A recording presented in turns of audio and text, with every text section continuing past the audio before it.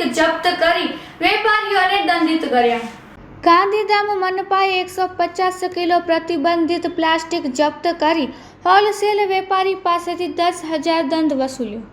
ગાંધીધામ મહાનગરપાલિકા દ્વારા રાજ્ય સરકારના વિઝિબલ ક્લીનલીનેસ કાર્યક્રમ હેઠળ પ્રતિબંધિત પ્લાસ્ટિક વિરુદ્ધ કડક ઝુંબેશ હાથ ધરવામાં આવી હતી, જેમાં હાથ ધરાયેલી આ કાર્યવાહીમાં આદિપુરની પ્લાસ્ટિક હોલસેલ વેપારીની દુકાનમાંથી તપાસ દરમિયાન 120 માઇક્રોનથી ઓછી ગુણવત્તાવાળું અંદાજે 150 કિલોગ્રામ પ્રતિબંધિત પ્લાસ્ટિક જપ્ત કરવામાં આવ્યું છે।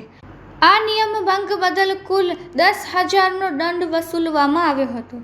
મહાનગરપાલિકા દ્વારા શહેરને સ્વચ્છ બનાવવા આવી કાર્યવાહી આગામી સમયમાં પણ ચાલુ રાખવામાં આવશે, તેમજ મનપા દ્વારા તમામ વેપારીઓને સૂચના આપવામાં આવી છે કે હોલસેલમાંથી 120 માઇક્રોનથી વધારેની જાડાઈવાળું પ્લાસ્ટિકની ખરીદ વેચાણ કરવામાં આવે।